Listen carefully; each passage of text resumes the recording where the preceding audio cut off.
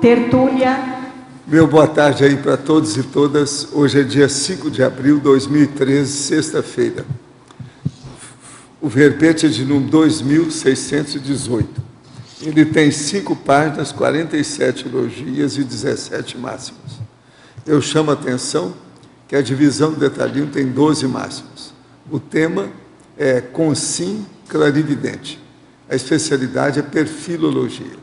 Quem redigiu o verbete é a nossa veterana professora Lilian, que está aí muito bem assessorada, e ela está apresentando hoje o 10º verbete que ela está defendendo. Não é que é? Estão morrendo de vergonha? É? Eu acho que eu vou arranjar um babadouro para vocês aí, quando eu falar isso agora, para a tua colocar o babadouro. Definição. A consim clarividente é a pessoa, homem ou mulher, parapsíquica, desenvolta com os paraódios ou fronto chakra, capaz de vivenciar o fenômeno da clarividência no cotidiano. O mater pensem do parapsiquismo. A possível influência da inteligência visual na clarividência. Os talentos e habilidades somáticas da consciência convergindo aos paratalentos parapsíquicos. As características somáticas pessoais, podendo revelar o perfil parapsíquico, a exemplo do olho sampaco e da triscagem ocular. A necessidade do clarividente desenvolver habilidades mentais somáticas para aumentar a autolucidez. O fenômeno da clarividência aguçando a curiosidade do sensitivo. Aqui, eu não sei se você falou sobre o terceiro olho, você pode usar também essa expressão, falou, né? Agora, a autovivência do fenômeno da clarividência, a autovivência do estado vibracional profilático.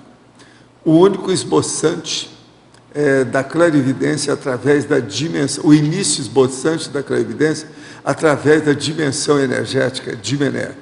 A paraperfeição gradativa das transfigurações de rosto ocasionadas pela clarividência facial. A visualização de consciência no dia a dia. O vislumbre de cores e luminosidade não físicas nas pessoas, nos subhumanos e nos objetos. Agora, nós temos aí, além disso, na argumentologia tem uma tabela com 8 confrontos entre o clarividente místico e o clarividente tarístico, que é diferente. Agora, na remissologia, dos 15 verbetes, nós destacamos 5. Agutização do parapsiquismo. Autocomprovação parapsíquica, distorção parapsíquica, jejunice parapsíquica e subjetividade objetiva parapsíquica.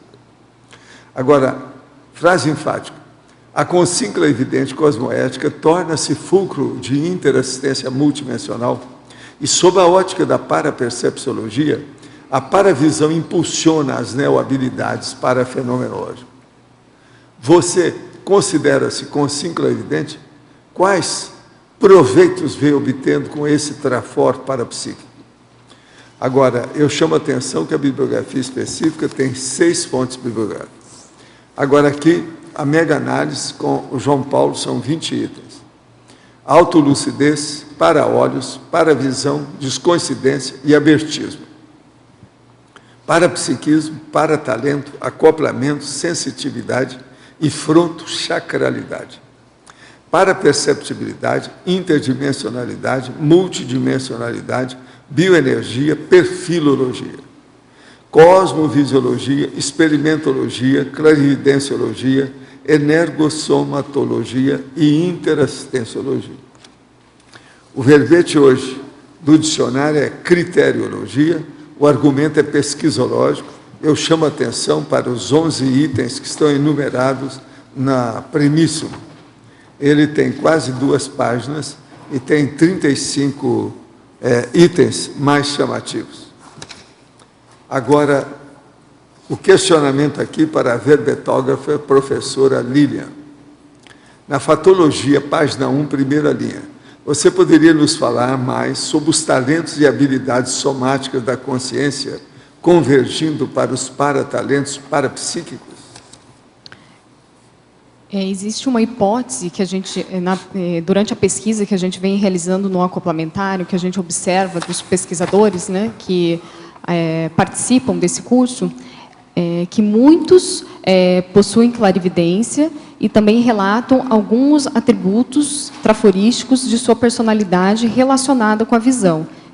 Então, essas pessoas, muitas vezes, têm uma atenção muito maior que as demais, às vezes ela tem essa inteligência visual, e muitas vezes, o que seria essa inteligência visual? Ela grava muito mais através da forma do que as demais outras pessoas, ela grava mais as informações, isso é físico, é cerebral, porém a gente coloca a hipótese que pode essa habilidade também ter a ver com essa desenvoltura dos para-olhos, e assim por diante. Então, se a gente começar a refletir sobre os nossos talentos somáticos, talvez a gente vai se deparar também com alguns talentos parapsíquicos nisso.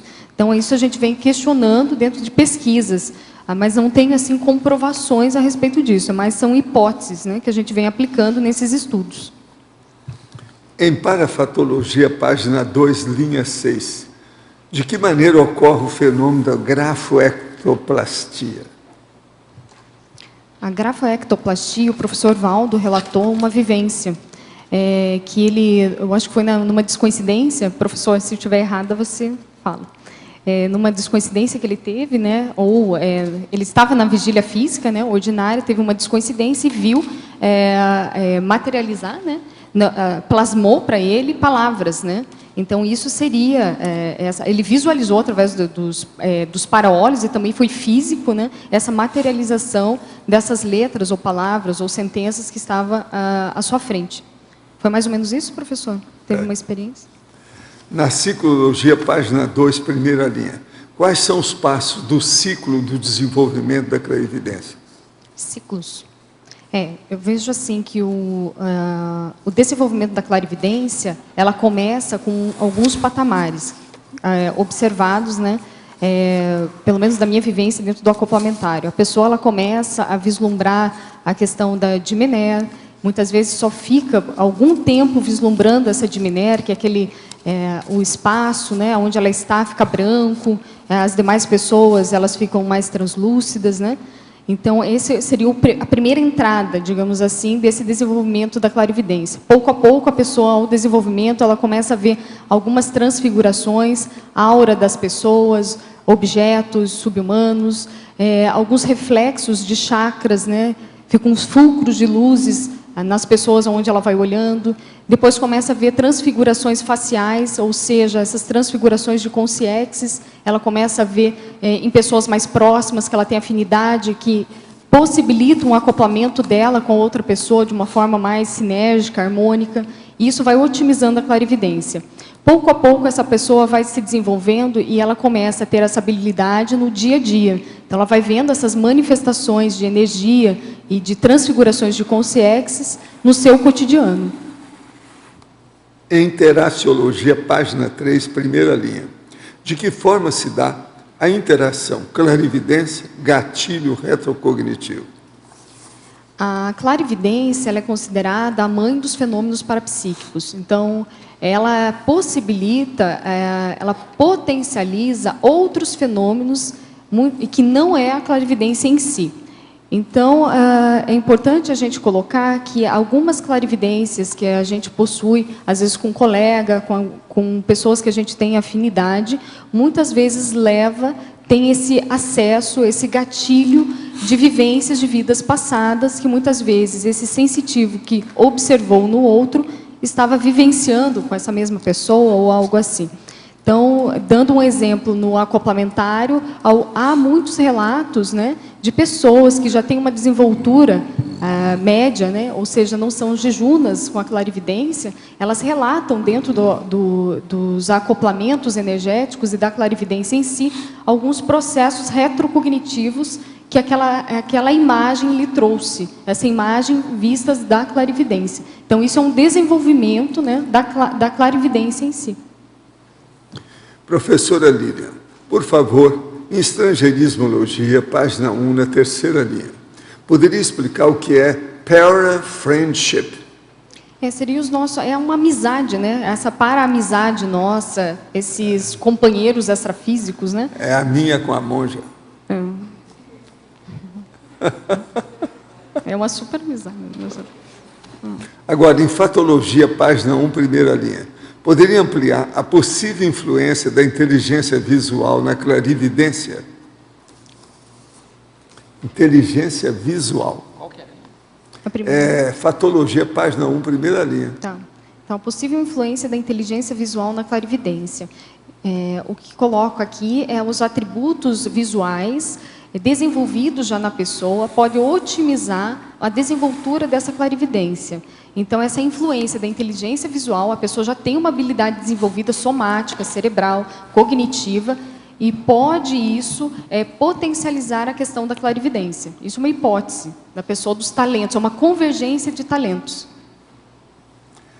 Agora, na fatologia, na segunda linha, logo em seguida, é outra pessoa. Qual a relação entre a clarividência e o olho sampaco? O olho sampaco, muitos comentam que pessoas que têm essa forma, né, ocular, que seja essa parte branca dos olhos, ela fica bem delimitada, bem visível, né? A pessoa ela tem, digamos, até é como se fosse a mais, né, enxergar. Então, essa pessoa, elas correlacionam esse traço físico, somático, com a questão do desenvolvimento parapsíquico. Pessoas que têm essa, digamos, essa estrutura somática, essa semiologia, pode ter uma desenvoltura maior com o parapsiquismo. Isso já era visto pelos indianos, chineses, tinham alguns estudos ou algumas observações nesse sentido. Agora, em Fatologia, página 1, sétima linha, poderia comentar a falta de educação parapsíquica na sociedade intrafísica? Então, atualmente, o que nós observamos é que não existe um esclarecimento sobre a questão parapsíquica para crianças, jovens e até mesmo adultos e gerontes, né? E isso, quando uma criança ela já vem com essa habilidade inata dela parapsíquica, se torna difícil para ela conviver com essas demais pessoas, nesse sentido de ela tentar esclarecer ou ela tentar relatar as suas vivências parapsíquicas e ela não ter um esclarecimento nessa faixa etária, no caso de crianças, né?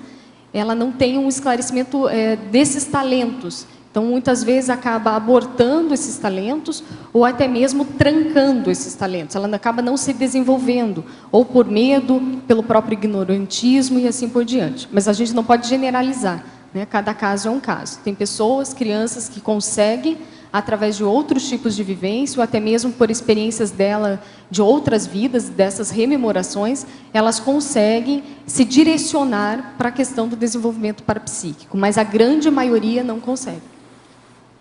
De que forma ocorre a clarividência no sentido extrafísico?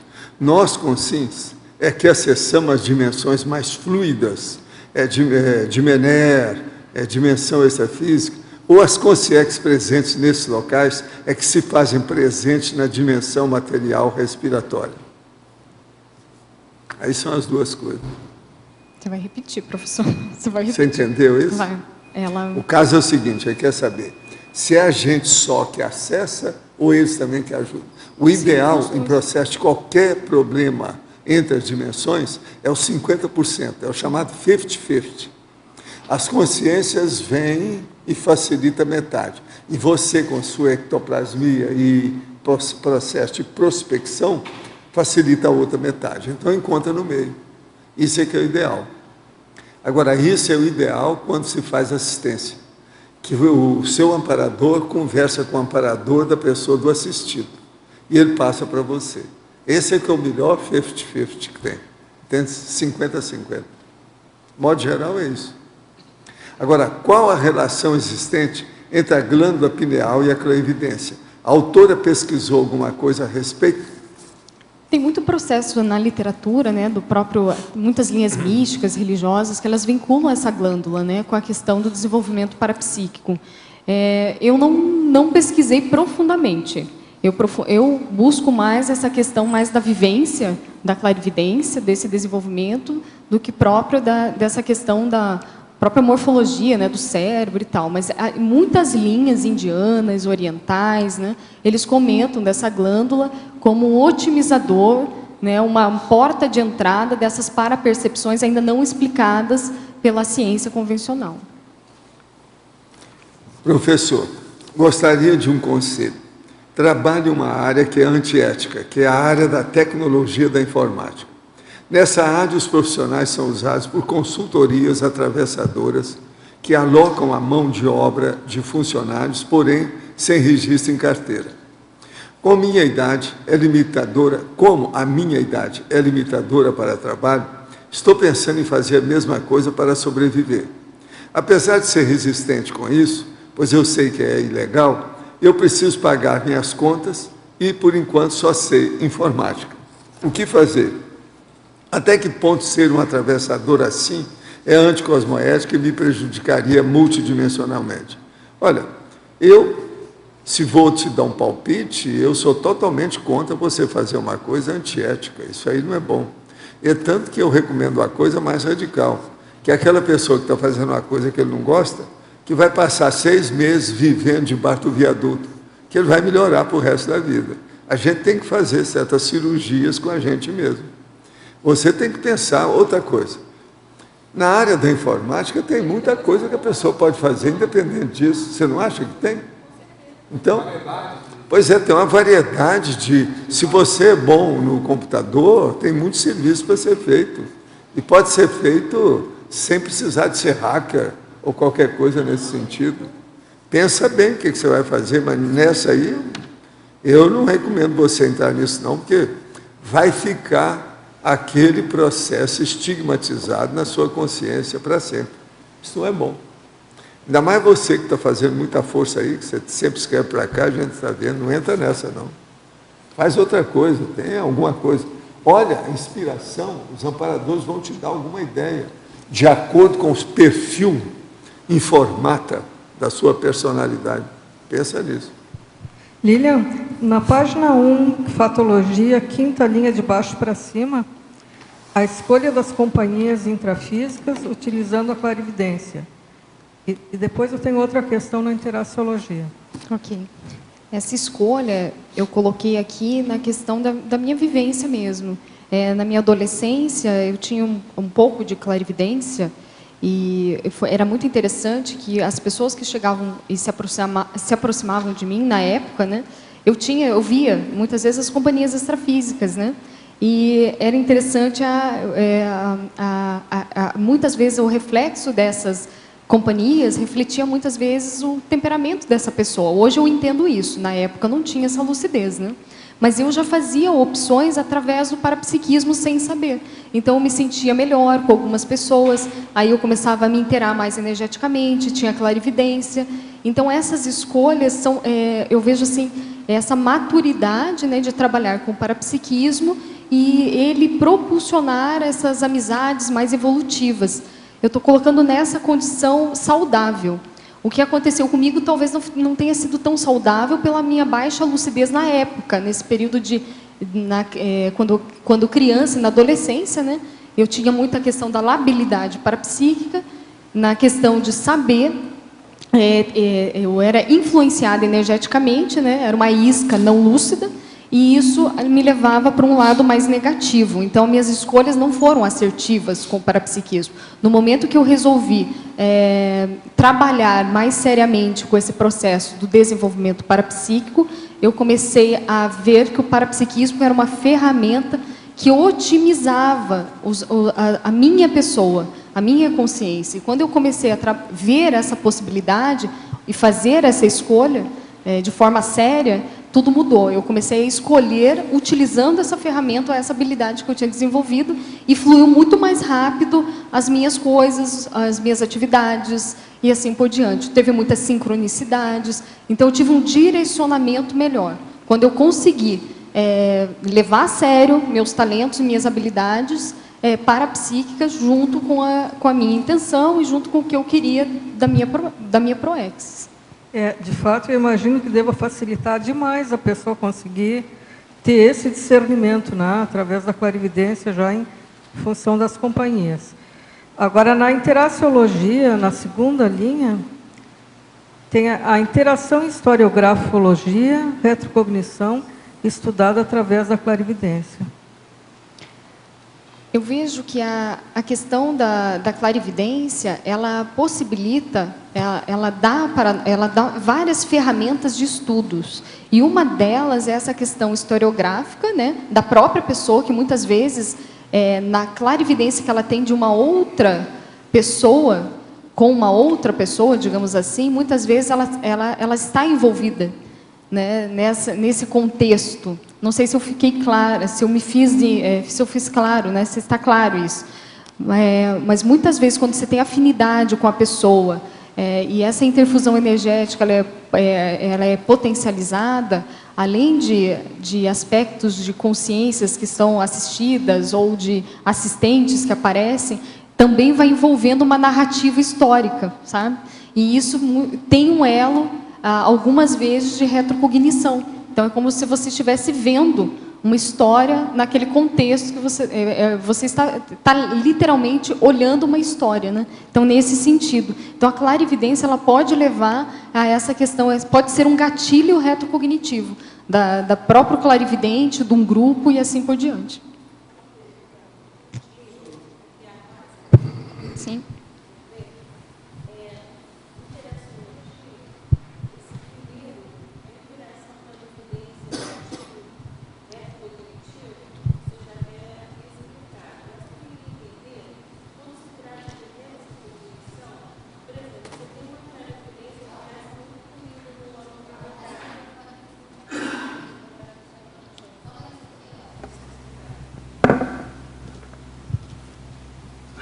Acontece muito comigo no complementário. Começar? Então eu começo. Interaciologia, a primeira interação clarividência, gatilho retrocognitivo. A pergunta é o seguinte: nessa interação da clarividência com a retrocognição, quando ocorre, por exemplo, há uma clarividência de um ser de época, digamos assim, uma consciência de época. E, digamos assim, Henrique VI, Henrique VII, digamos assim. E então, faço a pergunta: quem é? De quem se trata? E vem a resposta. E nem sempre vem muito assim, por exemplo, veio uma vez assim, Henrique VII. Eu já pesquisei sobre o Henrique VII, não tem o Henrique VII. Falei até com a Malo, e se ela tinha conhecimento. E o que a gente faz?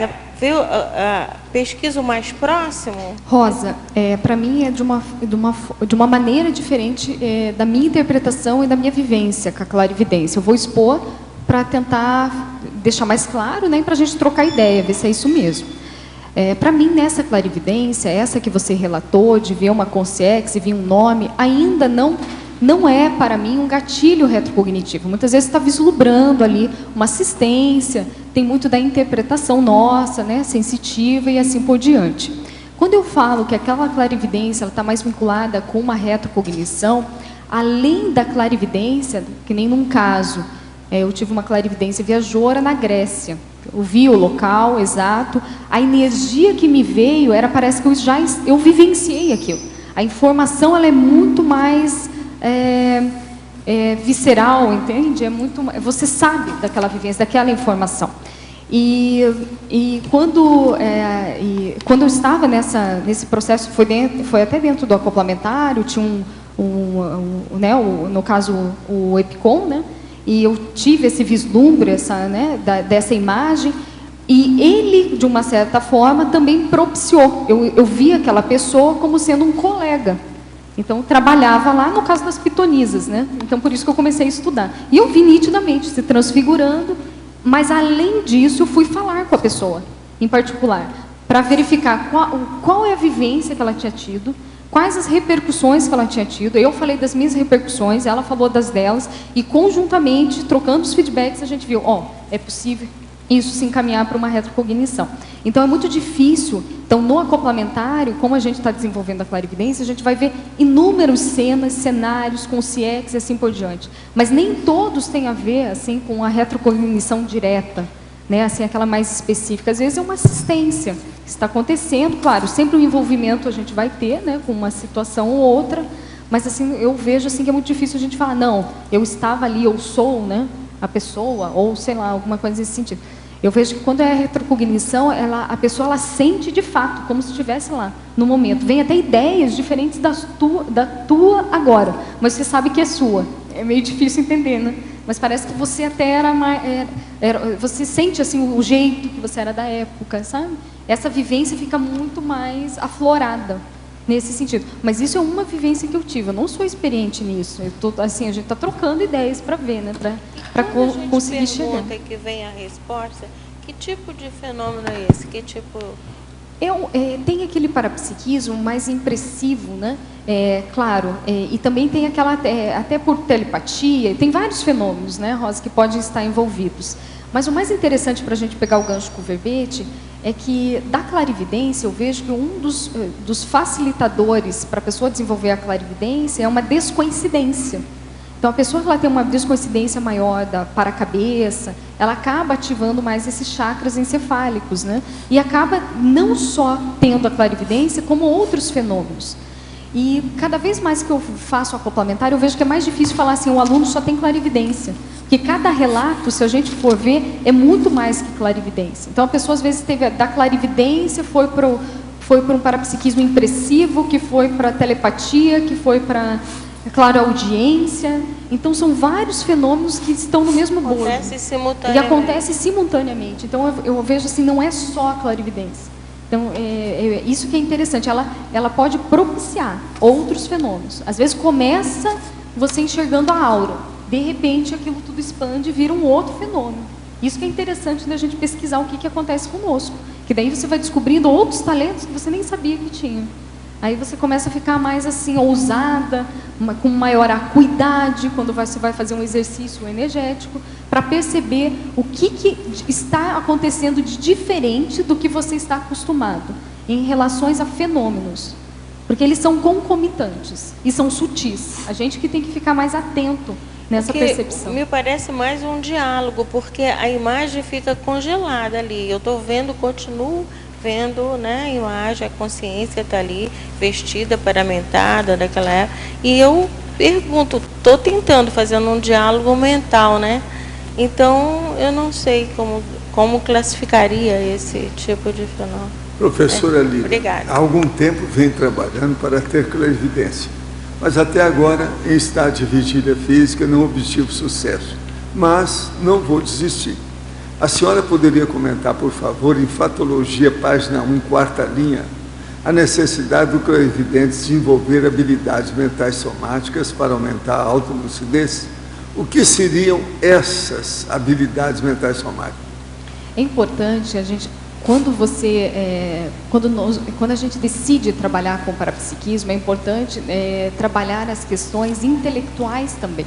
Então, esses atributos do mental soma, que vai desde a atenção, da concentração, até a leitura, para a gente ter associação de ideias, para entender mais da história, para entender mais de conteúdo. E tudo isso, a gente está formando um arcabouço teórico para que a gente consiga interpretar melhor esses fenômenos sutis que ocorrem conosco. Se a gente for pensar, a gente só consegue dar um nome ou denominar algo quando a gente conhece. Né? Então, é muito importante a gente ter essa visão geral de conteúdos de diversos, né, ligados aí à intelectualidade, à informação, para que a gente consiga se autoesclarecer com o que está acontecendo conosco. O que acontece com a clarividência, no caso específico, muitas vezes a pessoa tem a clarividência, pelo fato dela estar ignorante quanto àquela realidade, ela simplesmente mascara, ou simplesmente não vivencia aquilo. Para ela aquilo não existe de uma certa forma, ela não consegue nem denominar aquilo. Então, esse processo mental somático, ele anda junto com a questão parapsíquica, não é uma coisa dissociada. Eu vejo muito que a gente acaba colocando em várias caixinhas os nossos desenvolvimentos, tanto as nossas habilidades, né? Parapsíquicas, mentais somáticas, psicossomáticas e assim por diante. E eu vejo assim que não, que a gente tem que separar, juntar mais as coisas, para a gente conseguir uma maturidade melhor, né? Na parafatologia, página 2, 9ª linha, poderia comentar a descoincidência da paracabeça propiciando a paravisão? Toda vez que se aciona a clarividência, há necessidade de descoincidência da paracabeça?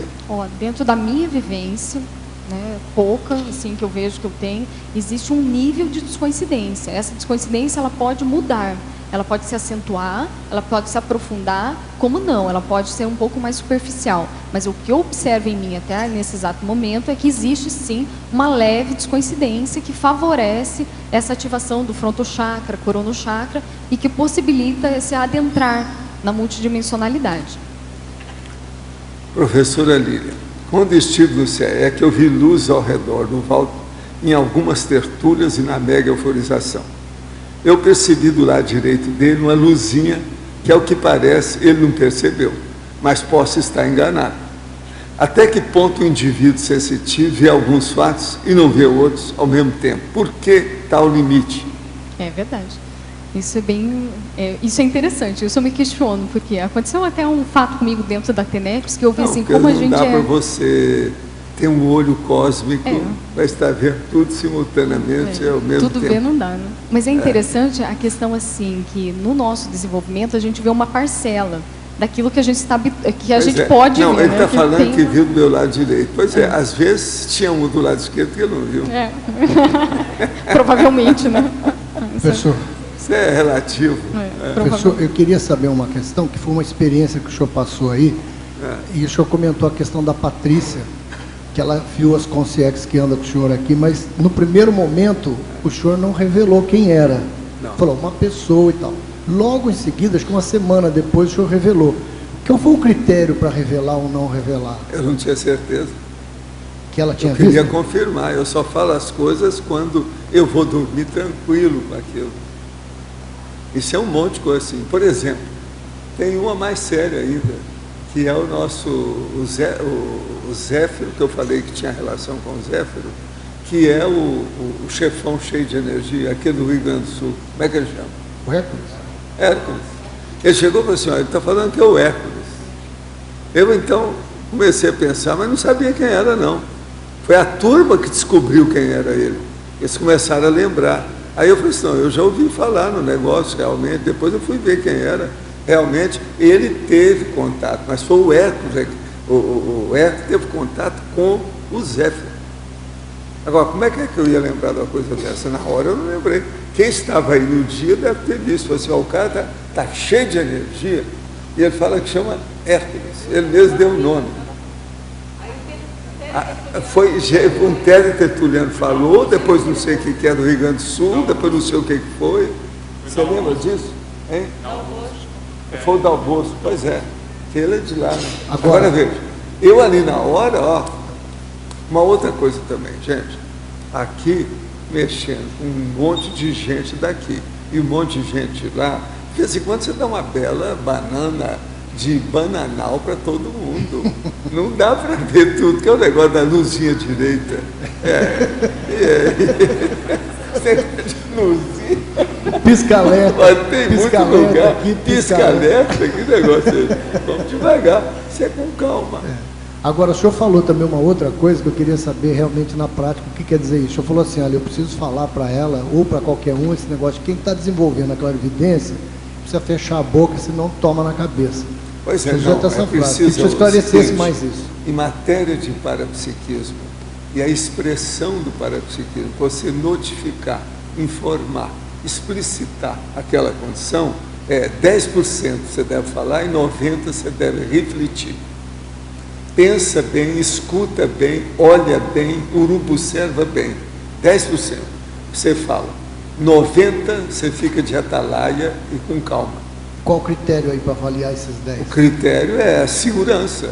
É aquele negócio que você perguntou. Por que é que eu não falei? Porque eu não sei se é, preciso estudar isso mais. Mas às vezes isso... Agora, ó, uma coisa é certa, deixa eu te falar. Se você tem boa intenção, se há uma intenção cosmoética na história e você tem assistência, se aquilo é importante, os próprios amparadores fazem a convergência dos fatos e parafatos para você ficar bem informado. Cedo ou tarde aquilo vem para a sua mão. Aquilo que tem que vir pelo fenômeno acaba vindo para você. Agora, o que é duro é a hora que você vê que a coisa é séria, que eles mesmos estão andando em ovos, apalpando os nossos amparadores. Então, aí eu fico mais de atalaia. Eu não falo nada, eu fico quieto. Quer dizer, aquilo que... Às vezes eu acompanho um caso, algumas pessoas, um mês, e não falo nada. Só fico de olho. Agora, aquilo vão acumulando, as observações. Aquilo começa a esclarecer. É igualzinho o processo de retrocognição. Na retrocognição você tem um flash, depois outro flash, mais outro flash. Daí a pouco aquilo junto faz um episódio. Depois vem outro episódio.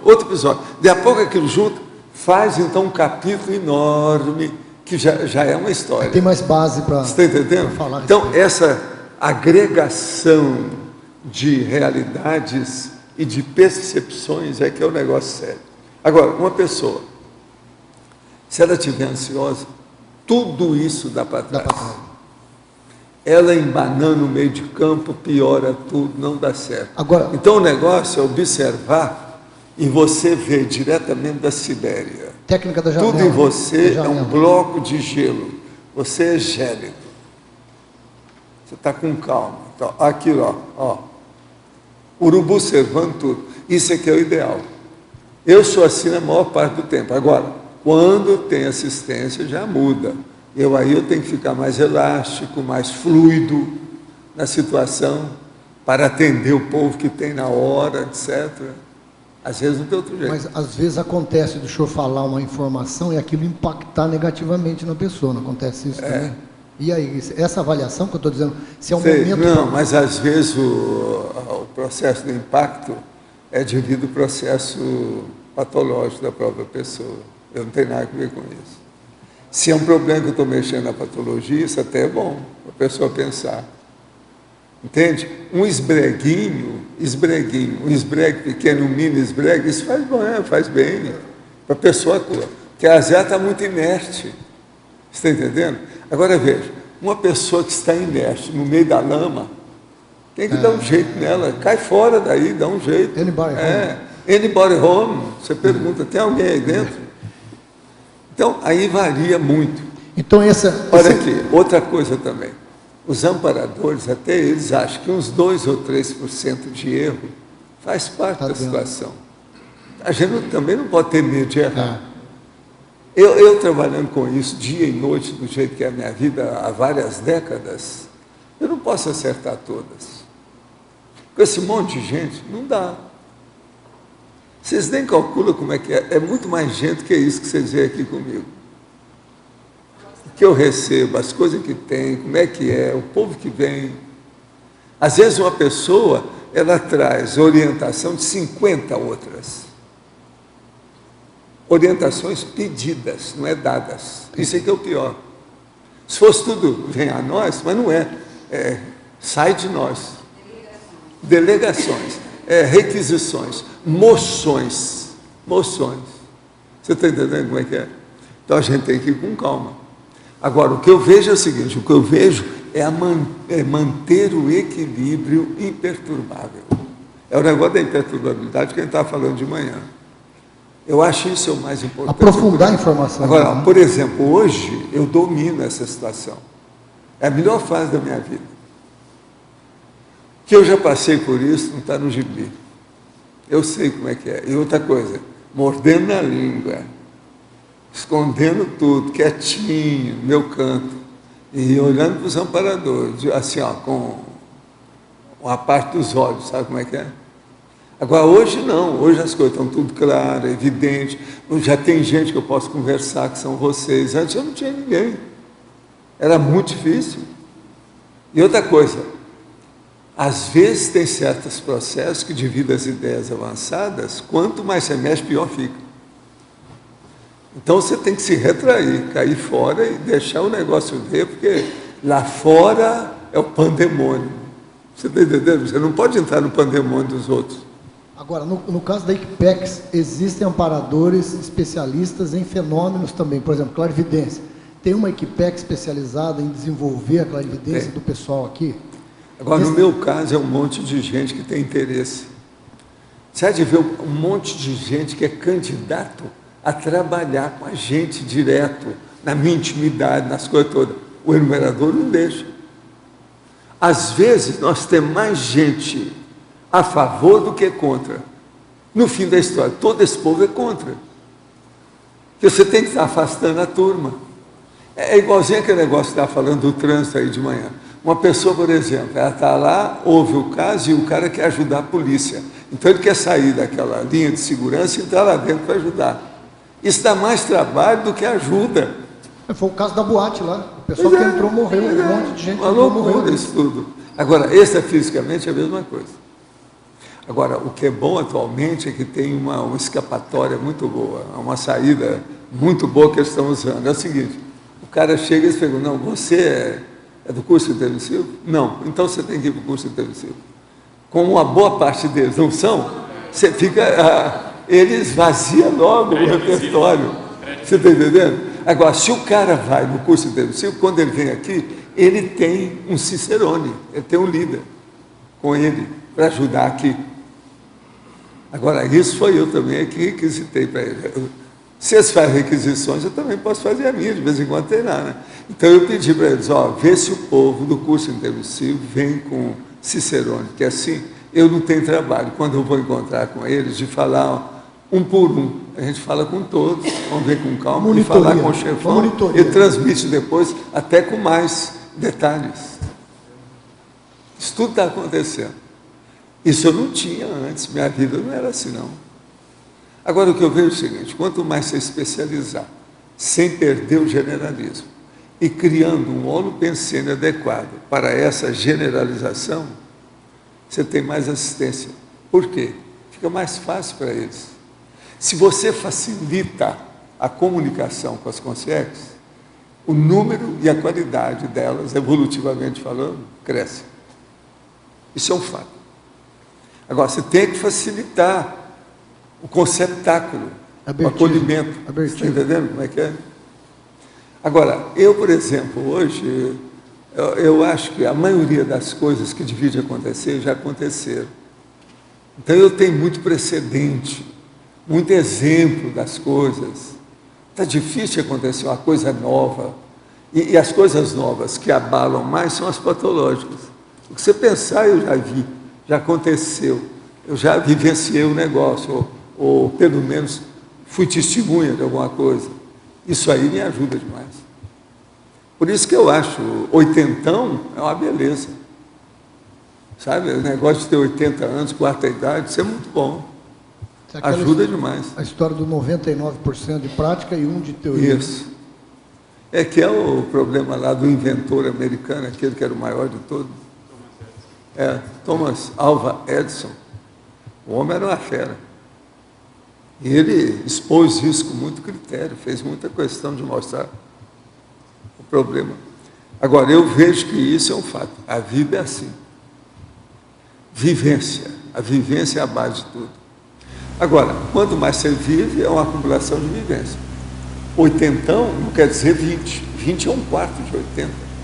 Um rapaz de 20 anos é uma coisa. Agora, veja, aos 20 anos eu já tinha tanto plano que é isso tudo que eu estou fazendo agora.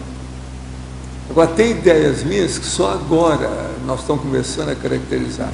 Uma delas eu estava mostrando aí, falando para a Adriana, que eu pensava que eu já tivesse alcançado o nível de fazer qualquer livro que me, vamos dizer, que me interessasse, que me desse mais motivação, que eu acho que não tinha mais, eu já tinha feito tudo, que nada. E agora estou fazendo esse dicionário das pensatas, eu acho que esse bateu recorde. Se deixar para minha conta, estava falando com ela, eu ficaria lá 24 horas fazendo o dicionário. E olha, não é fácil. Você trabalha, você faz uns pedaços de ideia, vai colocar, às vezes eu trabalhei 4 horas, arranjei 2 páginas do dicionário. Mas veja, é instigante, é um desafio, vale a pena, entende? Agora eu estou vendo detalhes, eu agora estou fazendo uma revisão, eu já estou na página 227 do dicionário, mas a revisão minha está na página 81, eu quero fazer tudo e fazer revisão. Lá pelas tantas, por exemplo, a hora que chegar a 300 páginas, eu vou revisar tudo de novo, porque no dicionário eu incluo as pensatas uma no meio das outras. Então, tudo aquilo que eu fiz está misturado. Então, tem que refazer tudo de novo. Agora, eu quero, porque cada vez que eu mexo, eu acrescento alguma coisa que eu acho que ficou melhor. Agora, tem muita ideia no processo até agora. Nessas 227, agora eu vou fazer o primeiro volume com 900 páginas e parar para pensar. Agora, pouco a pouco, eu estou fazendo as técnicas. Porque tem técnica que eu achava que já tinha tudo de vida de enciclopédia, tem nada. Tem coisa nova que esse dicionário está me dando. Então é o que eu falo para vocês. Problema de texto, ou de contexto, ou de conteúdo, isso é ilimitado, isso é infinito. Isso aí não tem barreira, não tem limite, não tem saída, não. Agora, eu estou me divertindo com esse dicionário. Estou na fase, como diz a Mabel, eu arranjei uma boneca nova. Dizem que o homem fica mais entusiasmado quando arranja uma boneca nova. Sempre assim, qualquer idade. E quanto mais de idade, melhor isso. Você está entendendo? É a boneca nova. Não é a mulher que procura a boneca nova, é o homem. Agora, eu arranjei a boneca nova. Agora, por incrível que pareça, você sabe que um dos termos que tem para original é boneco ou boneca, que é o contexto que você tem. Sabe como é que é os originais? Então, eu arranjei uma boneca nova. Então, fim de papo, sai de baixo, porque é uma loucura. Agora, você há de ver o que eu começo a pensar, porque eu falei assim, não, eu agora, tudo que eu tenho, eu vou espremer a minha inteligência. Que é isso que eu tento fazer com vocês aqui, que esse aqui é o espremedor de Paracelso.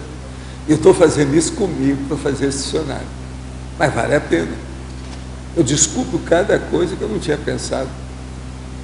Agora, eu preciso ter cuidado, porque na hora que eu começo a mexer com isso, vem muita palavra e vocábulo que não é do uso comum. Entendeu? Eu tenho na minha cabeça. Então, eu tenho que saber quando é que põe, quando não põe. Porque senão, entende? Senão fica aquele negócio do estágio. Que eu falo aí, ninguém sabe o que é. Quer dizer, eu fico com cara de tacho. Isso não é bom. Não pode ter muita coisa nesse sentido, senão vai ficar difícil observar. Mas agora, do jeito que é o dicionário, eu já vi que tem uma porção de escapatória. É aquilo que eu chamo de escotilha de fuga. Nesse dicionário eu tenho muita escotilha de fuga. Entendeu? Por onde você pode... É onde o ladrão vai embora. Sabe? Passando. Sabe pelo ladrão. Agora, quais são essas escotilhas de fuga? É o problema de você julgar. Por exemplo, eu jogo lá um asterisco. Cada asterisco é um conteúdo daquele assunto, mas diferente. E eu ponho aquilo na ordem alfabética da frase, da sentença inicial.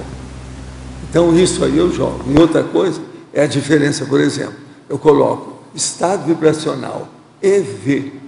Você está entendendo? Energossomatologia. Isso tudo é mais ou menos o assunto, mas é diferente. Outra coisa, eu estou pondo o singular e o plural de cada coisa também. Quando está falando muito do plural, eu mudo. Então, faço outro verbete. Entende? Isso está ajudando. Então, eu estou dissecando, como sempre eu gostei de fazer, tudo. Agora, nesse dicionário, talvez seja a maior dissecção que eu já consegui até agora. É mais do que na enciclopédia. Agora, é lógico, a hora que você disseca assim, sem colocar o negócio no contexto conjunto, aquilo dissemina, né? Então, o negócio vai ficar maior. Agora, eu já vi com o material que eu tenho, se eu fizer do jeito que eu tenho agora, em 200 páginas, eu posso fazer 20 volumes de 900 páginas. Eu já fiz o cálculo um dia dele. Já pensou? Eu tenho alguns anos que eu posso trabalhar nisso. Eu estava pensando, talvez seja isso o meu canto do cisne. Você está entendendo? É a última coisa que eu vou fazer. E com esse aí eu quero repor tudo. Porque aonde eu olho, eu tenho alguma coisa que eu posso expor. Faltou aquele detalhe que eu não escrevi. Então é esse que eu quero colocar no dicionário. Entende? Alguma coisa você tem que repetir para poder explicar mais detalhes, né? Não a saída. Agora, eu acho isso impressionante. Eu acho que você devia começar a mexer com o processo de escrever, ainda mais você, por exemplo, todo mundo está vivendo 100 anos. Lembre-se do Dr. Emmett, com 110 anos. Olha o Niemeyer, eu também conheci, morreu com 105. Pois é, e tudo lúcido. O Dr. Emmett está vivo, né? Com 110, como é que é? A minha mãe tem 94. Então, não, a minha irmã tem 93. E a minha irmã estava me falando, olha, a nossa família é muita gente assim errada. Então começou a falar dos caras, tudo que morreram com 90 e tanto, até 100 anos. Tem vários. E ela está lúcida mesmo, com 94. Agora, é lógico, ela só teve, na vida dela, de problema, foi só que ela teve os filhos, mais nada. Mas filho tranquilo. Agora eu não. Eu já nasci com problema, tive infarto, tive acidente, tive um monte de coisa. Então eu sou mais avariado, entendeu? Mais avariado que a média. Então eu preciso ver, né, o que vai acontecer comigo.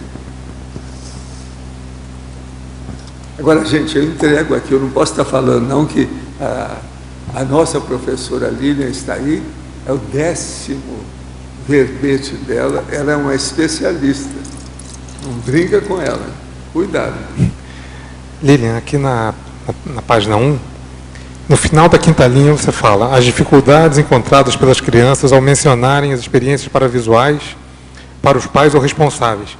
Como é que você poderia dizer para os pais que, por exemplo, a criança está falando alguma coisa, está tendo aquele negócio de amigo invisível, até que ponto ela pode ver se é para a percepção da criança, ou se a criança precisa de terapia, ou se a criança está querendo atenção?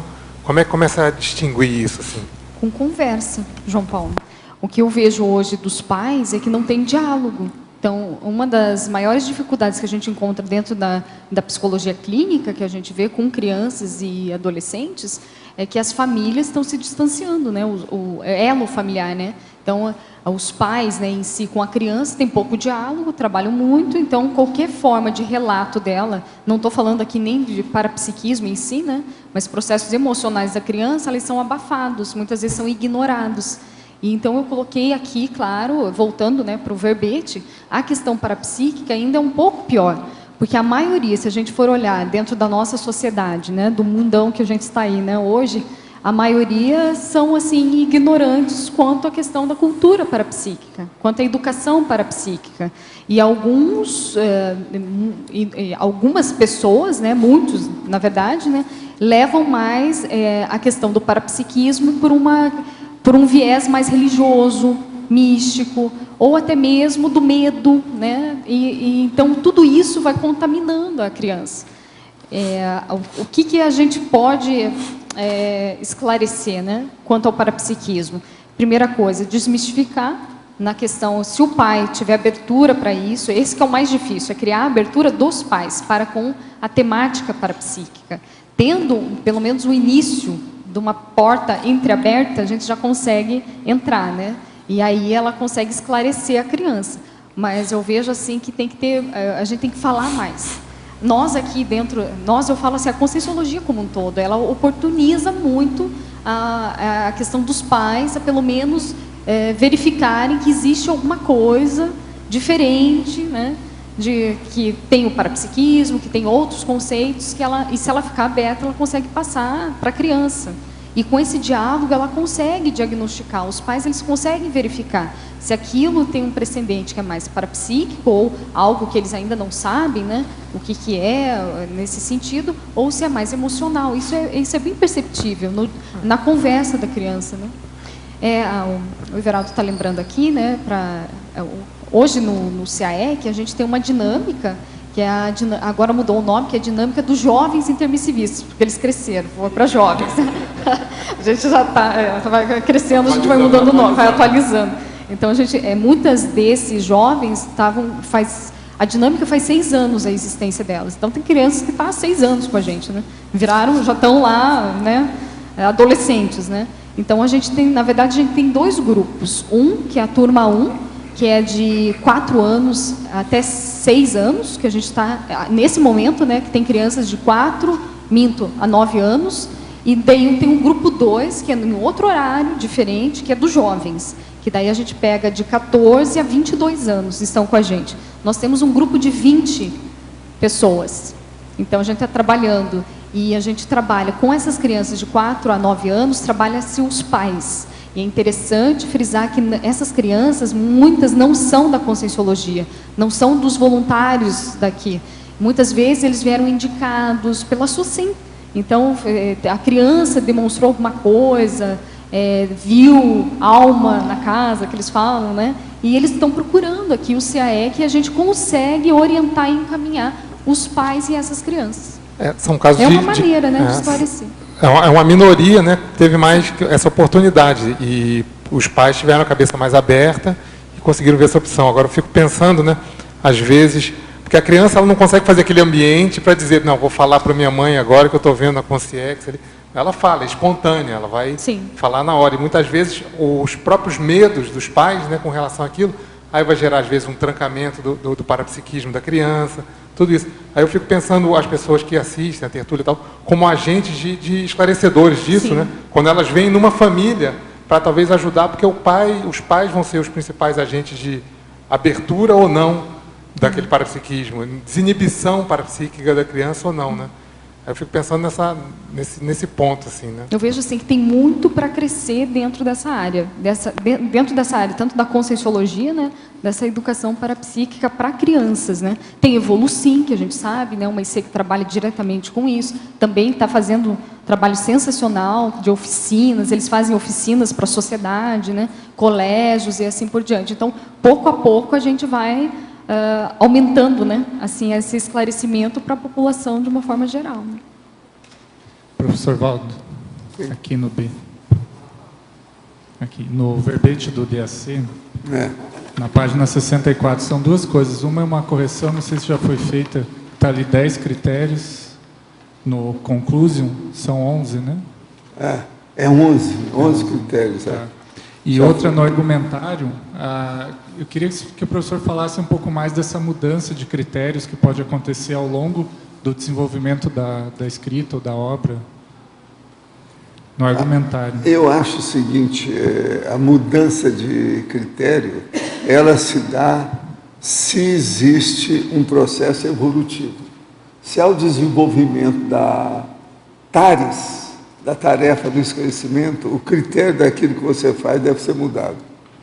Agora, é a TARES. A TARES é que é a tarefa do esclarecimento. Então, é a interassistencialidade que manda nisso. Seja dentro de uma ação qualquer que você faça, ou de uma comunicação através de um texto. Então, você muda através de uma ampliação do conteúdo esclarecedor.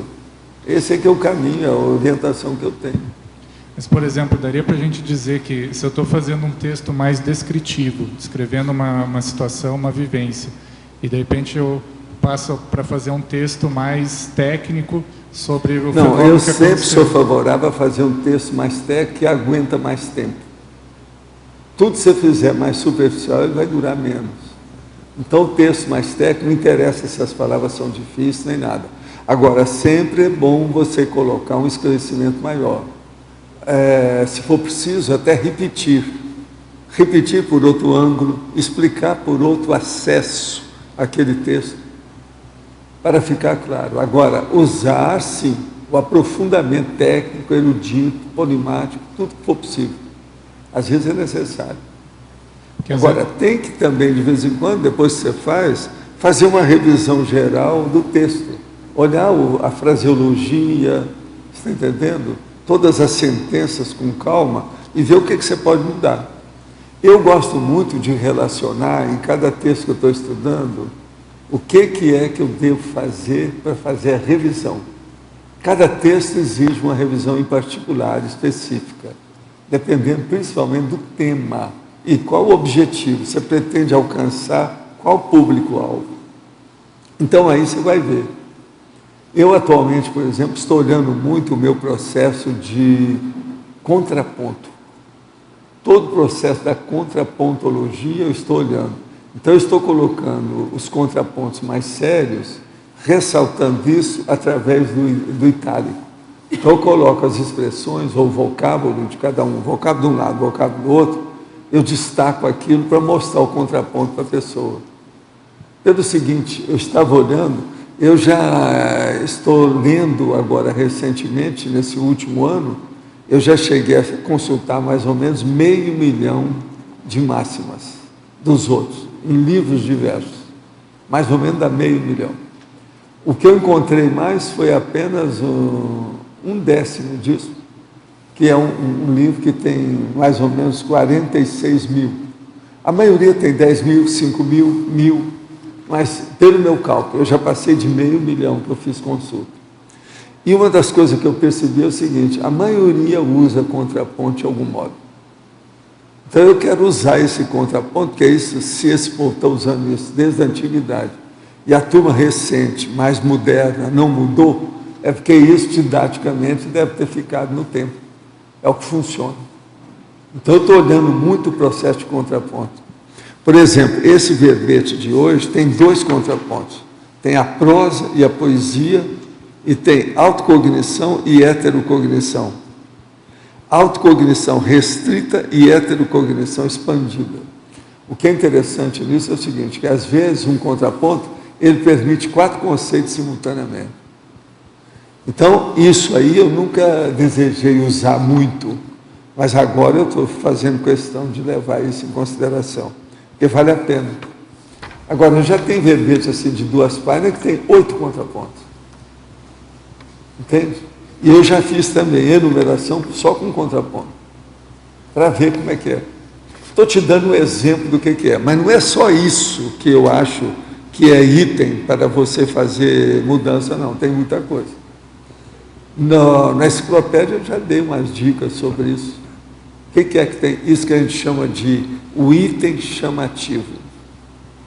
Por exemplo, o João não sabia muito dessas coisas. Ele tinha ideia, mas não sabia. Eu que fui falar para ele, o que é chamativo? Olha bem o que é. Agora, você pode fazer aí facilmente uma listagem de 50 coisas chamativas, mas você tem que ver se aquilo se adapta àquele conteúdo, daquele texto, daquele assunto que você trata. E às vezes não tem nada a ver. Às vezes de 50 você tem só 15. Você tem que examinar o que interessa. Agora, os chamativos, eles são tanto de forma quanto de conteúdo. É aí que a pessoa tem que escolher para ver como é que fica. Entende? É a conformática do assunto. O que é? Não, o professor falou para a gente fazer o texto mais técnico possível e também comentou de porque texto técnico que manda. Poesia, literatura, romancinho. Por exemplo, apenas narrativa, isso é fraco. Essas coisas não ficam no tempo. Entende?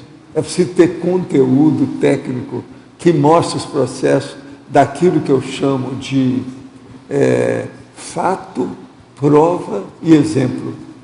E isso é um trinômio. Isso aí é que é bom você guardar na cabeça. Fato, prova, exemplo. Se você conseguir usar esse trinômio, quando eu sempre procuro usar, as coisas ficam mais claras e a tendência é perdurar mais esse texto. Daí, nesse caso, o público-alvo ele já muda, né? Como é que é?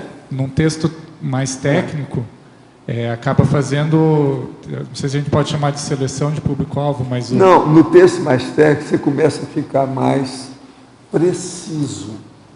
Há uma tendência de colocar tudo mais exato. Isso é muito importante, a exatidão. É o que perdura mais, por causa do processo de fatos. Agora, ó, não se impressionar com respeito ao acúmulo de evidências, de dados, você está entendendo? De ocorrências, de fatos. E olhar também, não se impressionar com o acúmulo de detalhes. Agora, não desprezar nem o acúmulo de fatos, nem o acúmulo de detalhes. A pessoa tem que dar valor para isso. Agora, ó, você quer ver o que é isso que eu estou falando? Observa bem esses 11 vetores que eu fiz. Isso aí é um mundo. É seríssimo isso aí, para a pessoa ver o que ela deve fazer com essas variáveis. Como é que é isso? Na redação. Olha o que ela não pode fazer com isso aqui. São 11. Isso aqui que eu achei que é o mais, assim, prático, objetivo, palpável. Me chamou a atenção que tem, por exemplo, ineditismo, original, neologismo, neotécnica, daí original no nono de novo, verpom. Pois é. Então, vários itens ligados à originalidade. Não, tem coisa que parece que é igual, você vai olhar, não tem nada igual. É o que eu chamo de aproximações simples. É o next door. Isso aí é importantíssimo a gente fazer e ver como é que é. O senhor podia comentar o 3? É que eu ia pedir para ele comentar o 3 da listagem. Hein? Na megatematologia, você podia explicar o 3? Funcionalidade conceitual? O 6. O 3. O 3. Funcionalidade conceitual conscienciológico. Aí é o seguinte, você tem que pegar um processo da consciência, da conscienciologia no caso, um conceito, mas ver a funcionalidade. Por exemplo, não é só isso. E a apresentação, isso aí você está pedindo é o conteúdo, é o objetivo. Mas tem o problema da apresentação dele. Uma coisa, por exemplo, eu falo assim, é um amparador. Isso não é nada. Agora, eu viro e falo para você assim, é um amparador exercício de função. Clareou tudo. Isso aí não tem dúvida. Então, é muito importante. Por exemplo, nós estamos falando de um assunto aí muito grave. Eu falo assim, a consciência. Isso não quer dizer nada. Consciência é uma opção de coisa. Agora, aí eu falo, não, é a consciência lúcida. Ou a consciência evoluída. Ou a consciência intermissivista. Ó, a especificação. Então, a qualificação, nesse caso, é muito importante nisso aqui. Funcionalidade conceitual, conscienciológica. Então, é a fisiologia do conteúdo e a fisiologia da forma, que é a conteudística. Ou, se você quiser, a conformática, no caso. Valdo, a técnica da contrapontuação que você estava falando, ela também é muito boa para evitar o maniqueísmo, as abordagens só patológicas, aumenta a flexibilidade intelectual da pessoa, né? Não, se ela fizer o esforço de fazer o contraponto. É muita gente, inclusive eu estou lendo aqui o Vauvernage, lá, seu povo lá, Vauvernage. Nosso, né? Nosso. É o seu. Nosso. Agora, o que é que você faz? Eu não estava sozinha. Ele é fora de série, uma opção de detalhes para a época dele. O homem era violentamente inteligente. A gente vê pelo livrinho que ele deixou muito sério. Agora, o que é que se passa? Ele fala essas coisas todas. O problema da associação de ideias. É muito interessante um lugar aqui que ele fala sobre o processo de associação. Ele coloca lá em cima o problema da associação. Quer ver? Só vou ler um dos trechos dele. Gosto do escritor que abrange todos os tempos e países e relaciona muitos efeitos a poucas causas. Olha a inteligência desse cara. Que compara os preconceitos e os costumes dos diferentes séculos. Que, pelos exemplos extraídos da pintura ou da música, me leva a conhecer as belezas da eloquência e a estreita relação entre as artes. De um homem que associa, assim, as coisas humanas, digo que tem grande talento, se suas deduções forem corretas. Mas, se concluir mal, suponho que ele distingue mal os objetos, ou que não capta seu conjunto em um só olhar, e afinal, que algo lhe falta no alcance ou na profundidade de seu espírito.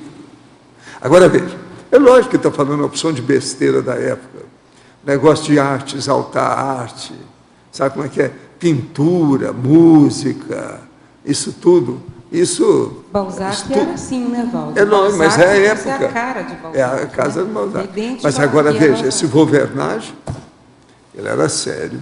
Agora, tem que descontar as coisas de arte, as bobagens da época dele, tem que dar. Então, por exemplo, a hora que você lê esse povo passado, 1, 2, 3, 4 séculos, é bom examinar seu texto. Gente, o que é que eu estou falando de besteira do século XXI? Elimina isso. Acho que ele gostava muito do militarismo, se não me engano. Também tinha umas coisas, é por isso que ele era durão e outra coisa, muito organizado, em matéria de ideia. Valdo, Tem umas coisas de ideia dele que ele avançou forte, muito sério. você Não é pode como- falar mais sobre a técnica dos opostos, a coincidência opositória? Pois é, não, é aquele aquilo negócio de que juntar os opostos eu pra fiz a criar Adriana coisas entrar novas. demais nisso. Isso é muito importante. Aqui, os processos de fazer comparação e você mesmo, a briga, você lembra que eu forçava você? Hoje ela entende isso tudo. Os problemas de contraste, o problema de fazer as objeções, como é que faz isso, aumentou demais as suas abordagens em tudo que ela fazia. Tem um negócio, Adriana, chamada Principium Coincidência Oppositorum, que é justamente a coincidência que os opostos podem ter. Quando Pois você é. faz o contraponto, você acaba achando o elo de ligação. Eu acho que isso na questão parapsíquica, por exemplo, que a Aí Lívia é está que entra abordando, o é oxímoro. uma coisa simplesmente Aqui, o fora de série. oxímoro, tautologia, Show. impasse, dilema, tudo entra nisso aí. Eu queria também perguntar, Lilian, eu queria que você comentasse mais, você já abordou um pouquinho com a Rosa, mas eu vejo assim da mais extrema importância. A gente vê assim alguns segmentos parapsíquicos, você vê, por exemplo, você tem o parapsiquismo artístico, aquelas pessoas que vão falar que tem umas cores maravilhosas, que tinha um arco-íris inteiro, que tinha isso, que tinha aquilo, que tinha um fundo de cetim. Você vê claramente um processo de teatro, né? Então você vê uma coisa assim, que vê o tipo de parapsiquismo artístico. Depois você tem o parapsiquismo de base emocional, que é aquele que a pessoa sente isso, sente aquilo, sentiu não sei o quê, teve sentimentos de não sei o quê, de emoções e tal. Mas a gente vê pouco a questão do parapsiquismo intelectual. A pessoa que tem uma bagagem cultural para explicar o que acabou de ver. Então, aquela questão. Então, eu vejo assim, dentro da tridotação, a gente tem a intelectualidade, o autoparapsiquismo e a comunicabilidade. Uns são ótimos na comunicação, outros têm um parapsiquismo legal, e os outros têm a intelectualidade. Mas você não vê muito essas três características juntas. E muita cura de processo parapsíquico destrambelhado seria justamente a procura da pessoa que tem um desses tipos, vamos supor, o artístico, ela começar a pôr o intelectual. Falta bagagem histórica, intelectual, cultura, mas é uma cultura consistente, sólida, que a pessoa vai lá e usa aquele termo exato para explicar o que acabou de ver, e aquilo tem uma correlação, e é exatamente o que está acontecendo. Você poderia comentar mais essa questão, por favor? Malu, eu vejo a questão do perfil da pessoa, do temperamento. Eu vejo assim que o que a gente observa, e também pegando a minha realidade, colocando aqui o complementar porque eu tenho mais vivência, né? Mas dos alunos, né? Eu vejo assim, que nem essas pessoas que têm um relato mais artístico, eu estou dizendo das pessoas que a gente já fez pesquisa, né? Elas têm já isso, do temperamento delas, elas trabalham com isso, e isso vai criando, além dessa habilidade física, digamos assim, né? Ela passa isso para as sensações dela. Contagia todo, então é uma habilidade que ela é mais fácil para ela, então ela acaba desenvolvendo a parapercepção dela por ali. Eu estou tirando as imaginações, as interpretações errôneas, eu estou falando, digamos assim, é um caso do estilo daquele parapsiquismo. Emocional é a mesma coisa, então a pessoa, a tendência dela, ela é assim, a manifestação dela é assim. Temperamento em tudo, não é só no parapsiquismo, né? E a questão da intelectualidade, eu acho bem interessante, que algumas pessoas, casca grossa, né, que é aquela pessoa que não tem a percepção nem energética, sutil, né? Teve um caso, foi na escola do parapsiquismo. O rapaz era assim um gênio, assim, né, dentro da área dele e tal, mas não sentia nada, não tinha era um fechadismo muito grande. Então você vê que o trabalho intraconsciencial da pessoa é muito importante dentro do parapsiquismo. Agora, o que a gente descobriu desse rapaz? Não é que ele não percebia as coisas. Ele começou a desenvolver com a gente na escola do parapsiquismo, tem uma equipe de professores e tal, e EPICONs, e ele sentia, mas ele queria dar um nome para aquilo que era científico. Então, ele bloqueava a percepção dele e não tinha E outra coisa, a questão emocional um pouco desenvolvida.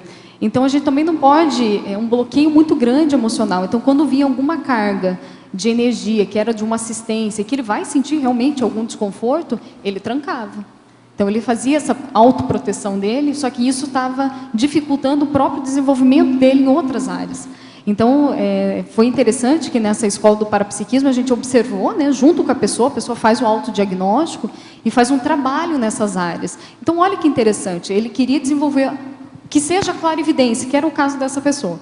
Queria desenvolver a clarividência. A gente viu que para ele desenvolver a clarividência, ele teria que trabalhar outros focos. Emocional, teria que ver lá, a gente encaminhou para a consciencioterapia, ele fez um trabalho, desenvolve outras habilidades sociais, que era uma pessoa muito calada, não tinha já essa interação social, interfere na energia. Gente, pensa, acoplamento na interfusão das energias, se a pessoa é calada e não interfunde nem na comunicação, energeticamente ela tem alguma coisa que está bloqueando. Então, a gente começou a trabalhar várias habilidades e competências nessa pessoa, e chegou no final de um ano, por aí, né, 1 ano e pouco, a pessoa relatou experiências assim que, para nós, como professores, foram muito ricas. Então, teve projeção, clarividência, foi no acoplamentário viu, mas ele relata que teve uma reciclagem em vários aspectos da personalidade dele, assim, de traços dele, né?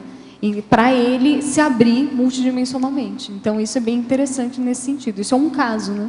E tem casos, Malo, também de pessoas assim, intelectuais, né? E que se trancam da sua vivência parapsíquica por questões assim, também emocionais, né? Que, em alguns casos que eu vi, não vou falar todos, né?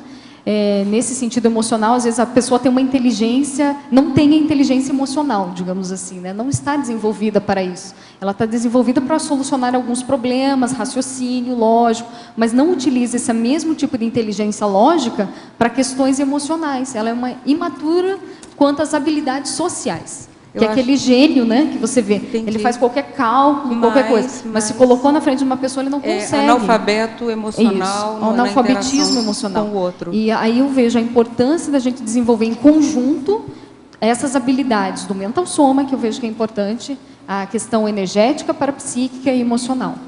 Então, eu vejo, por isso que eu coloco assim, não é cada um numa caixinha, né? A gente tem que trabalhar tudo junto, não é só parapsiquismo. Não. Porque senão a pessoa ela não vai, né, colocando assim, não vai conseguir até mesmo interpretar, decodificar aquelas informações de uma maneira mais assertiva. Então, ela necessita, sim, quanto mais erudição, mais intelectualidade, cognição, isso é importante. Isso que dá o prumo para nós, né? Que fixa nesse sentido de mais da realidade, né? Então, você tem que estar com o pé no chão, né? E a cabeça aberta para essa questão multidimensional. O acoplamentário, hoje, na minha percepção, eu já fiz mais de 30. Então, dá para ter uma noção do que ele oferece em termos técnicos e de vivência para as pessoas. Mas eu penso que, embora muitas pessoas façam repetidas vezes o curso, eu noto que as demandas pessoais são sempre as mesmas. Quem era o amparador que apareceu? O meu amparador. O que ele estava querendo falar para mim? É uma coisa tão egocêntrica, tão infantil e tão deslocada, que a pessoa vai fazer trocentos acoplamentais e ela vai continuar exatamente naquele nível, porque a pergunta é sempre igual. Ela não muda, ela não varia a pergunta, assim, ela não estende a experiência um pouco além, para ver o que aconteceu naquela hora que aquela pessoa falou isso com alguém. Mas não, isso é um uma processo maturidade, próprio. Né, e uma vez eu perguntei para o Valdo, estava eu e um outro coordenador, e a gente perguntou para o Valdo, assim, uma ignorância nossa, né, tipo, a gente falou, mas Valdo, a gente ainda é muito jejum no parapsiquismo, né, e a gente até reclamou, né, para ele nesse sentido, do que fazer para aumentar, né, essa criticidade nossa, né, e também dos alunos, né, ele olhou para mim, deu uma risada, e ele falou assim, É um laboratório da distorção, né, também, né, tipo, distorção parapsíquica, né? Então, foi muito interessante porque caiu a ficha, porque assim, a gente está num nível que não, a gente está num nível, gente, de aprender, né? Então, eu vejo assim, até os professores que estão lá, ninguém é bambambam, assim, dentro, né, falando assim do que eu vejo, né, do que eu percebo. A gente está aprendendo, todo mundo está tentando, né? Mas assim, eu vejo assim, começa assim, Malo. E ali eu entendi, eu falei, o que eu estou querendo, né? Tipo, eu estou na mesma onda, né? Mas no sentido de, é necessária essa vivência, primeiro egóica, não tem lá do ego karma, né? Tem todas umas etapas. Então é necessária essa etapa, pelo menos a pessoa está tentando ver além do intrafísico, mas ainda está voltada para si, mas ela adentrou a multidimensionalidade para si, digamos assim, né? Mas isso eu vejo que é inevitável, que é a frase enfática. Se ela desenvolve a clarividência, é batata. Eu acho, sabe? Tipo, é batata, aqui, porque chega em algum momento e vai... Tem um aqui que falou a verbetógrafa, e a outra falou a verbetóloga. Você pode escolher depois.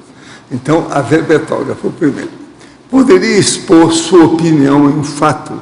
Por que dois clarividentes podem observar a mesma situação e ter diferentes interpretações? De que maneira ter lucidez na clarividência? Olha, até fisicamente, a gente olhando o mesmo objeto, a gente tem interpretações diferentes. Então, se você pegar um copo, colocar numa mesa, e eu estiver olhando o copo e um outro colega, a gente pode relatar um objeto similar, mas muitas vezes o conteúdo vai ser diferente dessa vivência. Então, por isso que o parapsiquismo é difícil. E tem os enfoques, cada lance, aquela história minha da mesa, da mesa. Você coloca um giz na mesa, fica uma pessoa aqui, outro lá, outro aqui, né? Outro lá, um em cima. Isso. Cada um vai ver de um jeito. Então, e parapsiquismo é ainda pior. Extrafisicamente, isso é pior, devido à dimensão. Então, agora aqui, nos processos de projeção, não consigo manter minha lucidez. Ou seja, quando eu foco o olhar, consigo ter certa lucidez. Mas depois parece uma TV mal sintonizada, com voz e imagens ao mesmo tempo. De que maneira manter a lucidez na projeção? Na projeção. Olha, eu vejo que tem que ter... primeiro, a pessoa tem que desenvolver no intrafísico essa maior lucidez e atenção. Eu vejo assim, no meu caso, se eu desenvolver técnicas que eu me concentre mais, tenha atenção e eu melhoro esse processo aqui, isso vai ser um reflexo também extrafisicamente. Eu melhorei as projeções nesse sentido. E outra questão, trabalhar a questão do ansiosismo, estados emocionais alterados. Então, isso dificulta também essa questão da lucidez no extrafísico. Que mais, Valdo? Você que a verbetóloga agora. Não, está certo. Agora, não, lá no Projeciologia eu falo muito sobre isso. Sim, claro. Seria bom a pessoa ler, em primeiro lugar, lá, o processo da hipnopompia e, principalmente, a hipnagogia. O capítulo da hipnagogia, para ele ver a dispersão do processo da visão. Agora aqui, a verbetóloga. Haveria alguma relação no seu conhecimento entre uma consciência míope de olhos grandes, que nunca teve 100% da sua visão, e a claravidência? Ela não escreveu clarividência, não, escreveu claravidência. Viu? Miopia com clarividência. Tem olhos grandes e miopia, mas nunca teve uma visão 100%.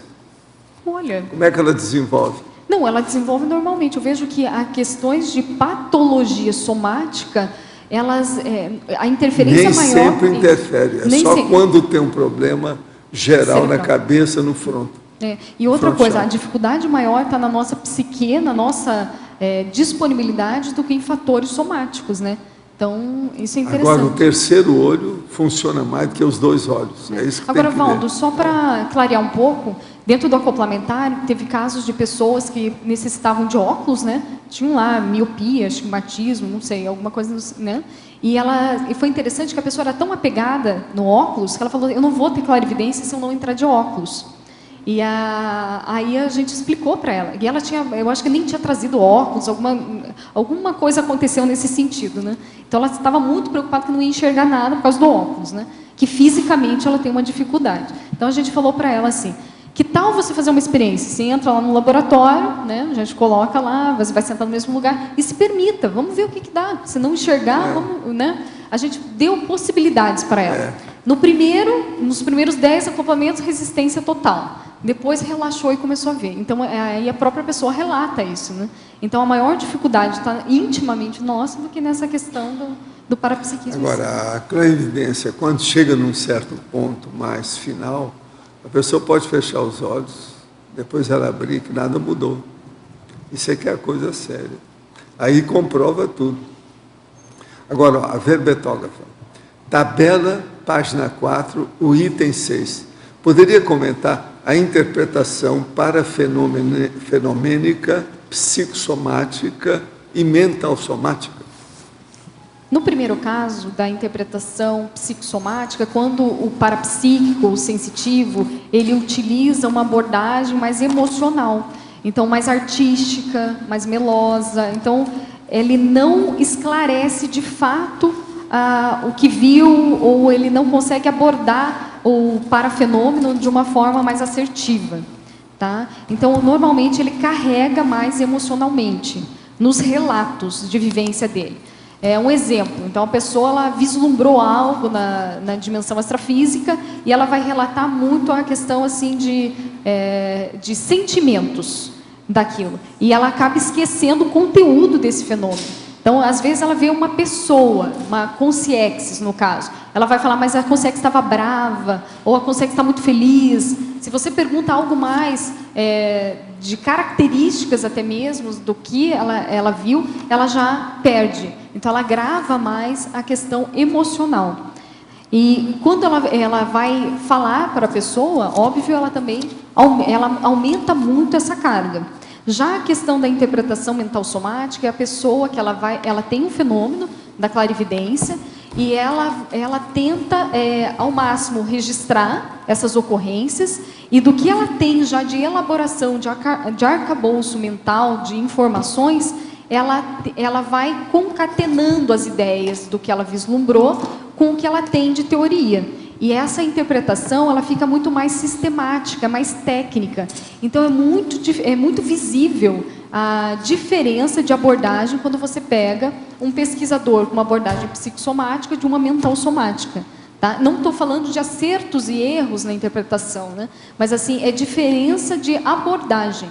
Então, isso que é interessante a gente focar. O ideal nosso é caminhar mais para essa interpretação mental somática, para a gente errar menos na questão dessas informações extrafísicas, que, de uma forma bem simples, né? Se a gente carrega muito emocionalmente alguma informação, a gente acaba obnubilando alguma realidade. Isso é no físico mesmo. Se você está muito emocionado, normalmente, se eu perguntar, se a gente se questionar, o que aconteceu de fato nessa situação? Muitas pessoas não relembram o fato. Ela simplesmente grava a emoção, né? Então, é a mesma coisa nos fatos extrafísicos. Então, o ideal é a gente trabalhar mais os atributos mentais para ficar cada vez mais assertivo nessa interpretação do fenômeno. A verbetógrafa. O fato de vislumbrarmos fatos do passado relacionados a uma pessoa involuntariamente, diante dela, ou remotamente, claramente, às vezes cobrindo um longo período de tempo, isso seria algum tipo de clarividência ou trata-se de outra coisa? Você poderia esclarecer? Isso é a retrocognição feita por heterorretrocognição. Isso, entende? Heterorretrocognição. Mas fala aí, o que você acha?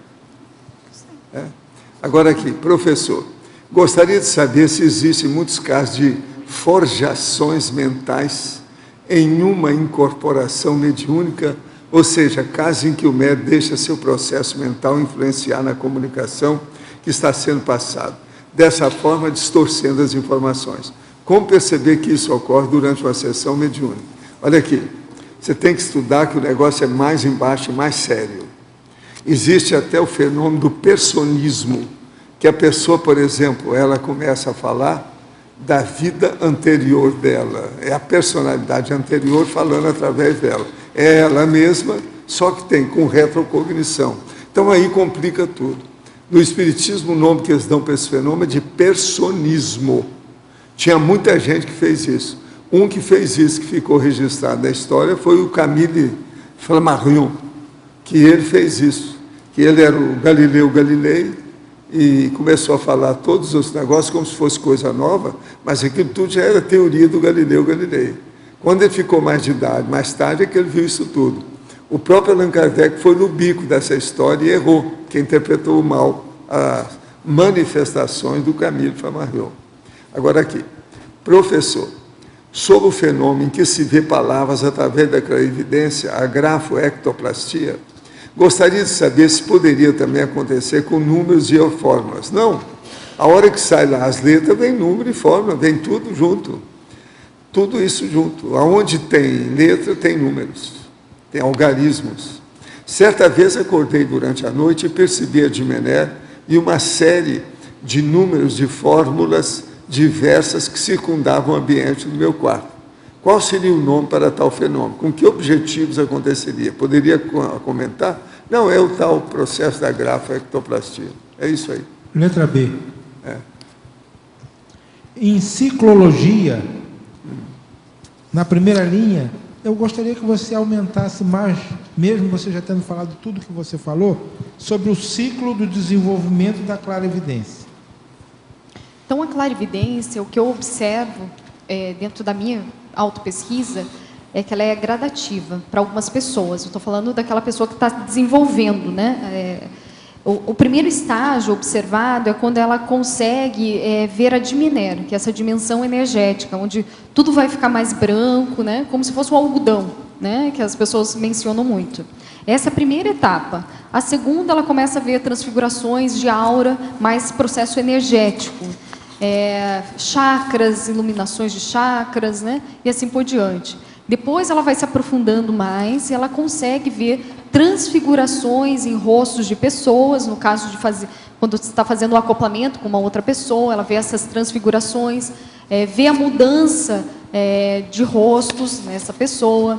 Ela também pode ver essas consciências não só em pessoas, mas no ambiente, né? Que nem aqui no tertuliário, consegue ver algumas consciências, outros aspectos, né? Então, esses são as etapas, digamos assim, né?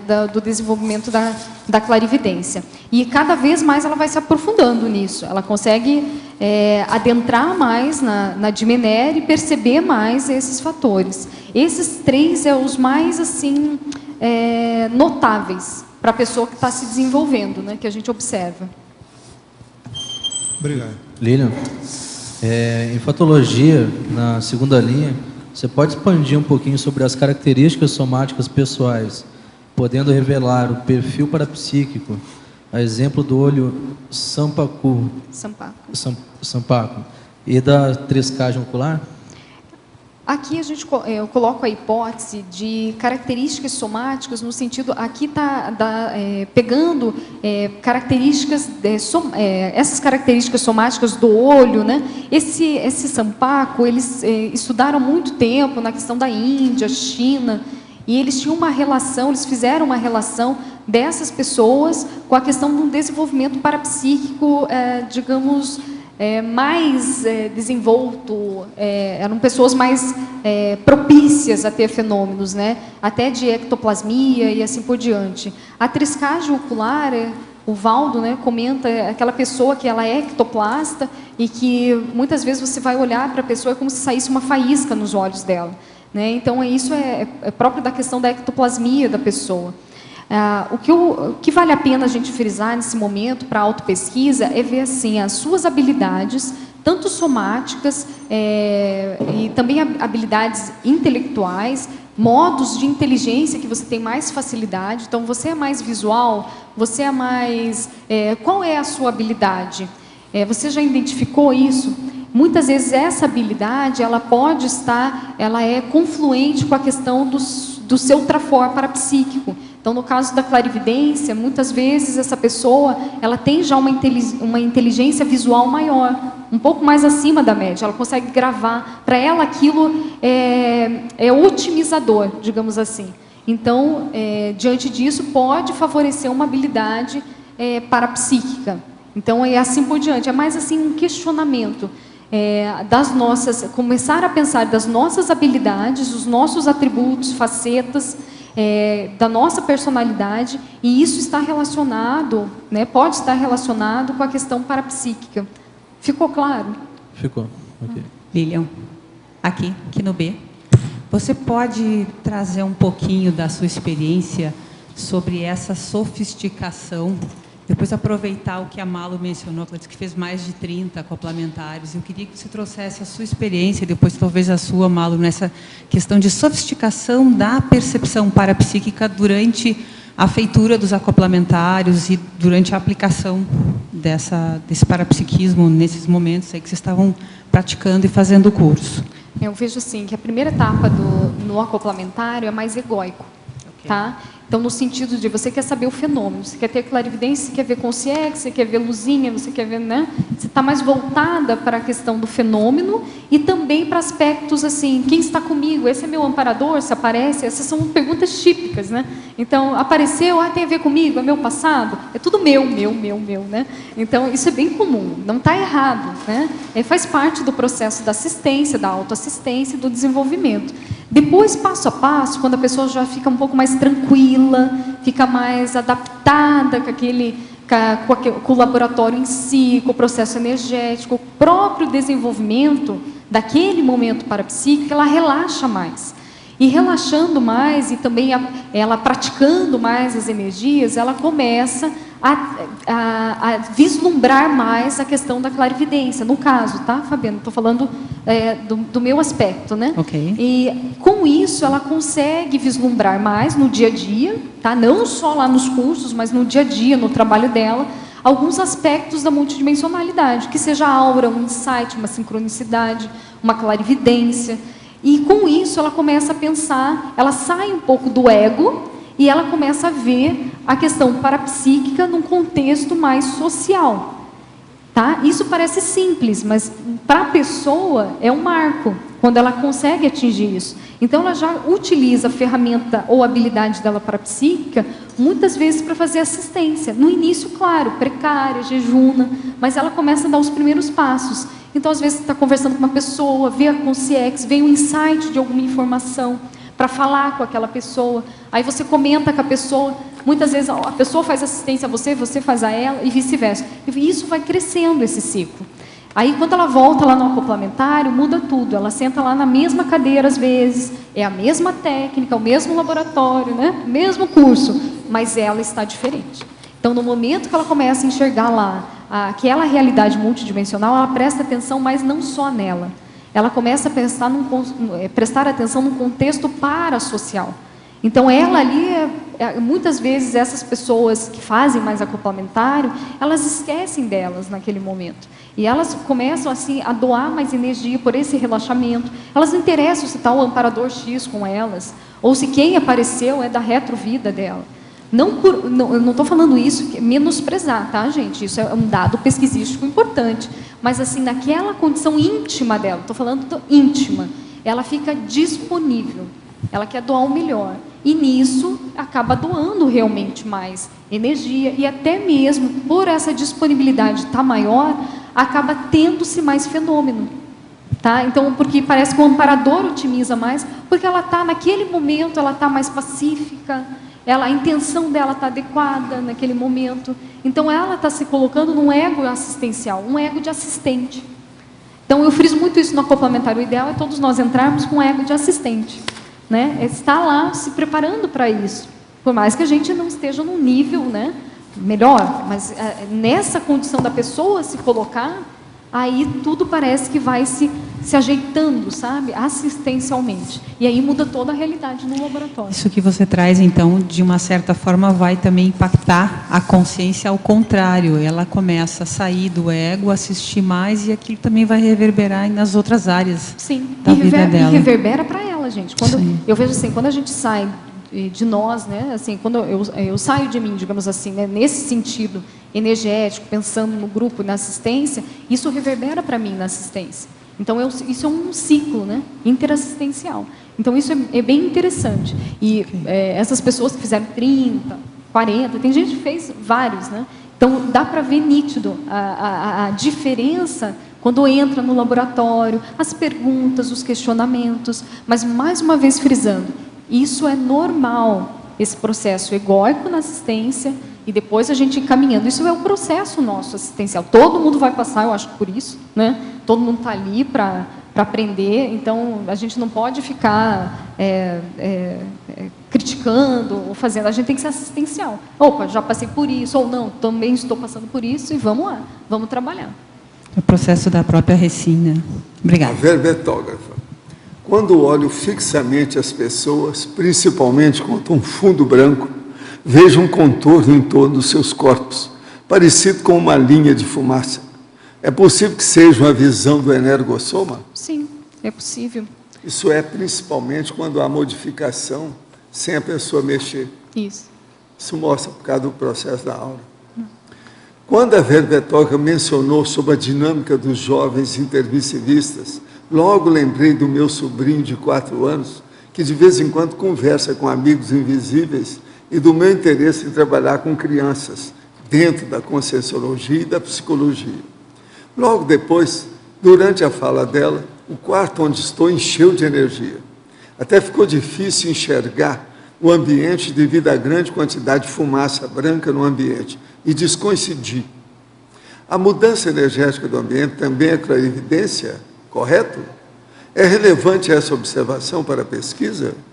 O que poderíamos tomar como hipótese nas mudanças energéticas do ambiente e fazer as conexões frente a esta para a percepção? Sim, essas mudanças que você observou, ao meu ver, são importantes. Primeiro, você falou de uma especialidade que você tem afinidade, né? Crianças dentro da psicologia e da conscienciologia. Então, com isso, você relacionou também uma mudança no ambiente otimizadora, pelo que eu entendi. Então, são reações positivas. Tem que ver, teve alguma sinalética com isso em você? Às vezes, isso é um indicador para você, de algum trabalho ou de algo que você pode desenvolver. E eu gostaria, sim, de... Tem mais alguma pergunta, professor Valdo, nessa? Acho que não, né? Era isso. Não, mas, enfim, convidar você a participar aqui da dinâmica. Então, a dinâmica é todo sábado e começa às 9 horas, aqui no CAEC. Então, quando você estiver em Foz do Iguaçu, sinta-se convidada a participar e a contribuir aí com a gente nesse trabalho, com crianças e adolescentes. Então, a gente vai aprender aí mutuamente, né? Mas é muito importante a gente ver, registrar essas ocorrências parapsíquicas. Muitas vezes a gente não consegue interpretar no momento de forma mais adequada, mais propícia, mas registra, e registra o teu pensamento, o teu sentimento, e o que você também vivenciou das energias nesse caso. E assim você vai vendo, às vezes vai ter ocorrências sincrônicas que você vai conseguir pensar melhor sobre isso.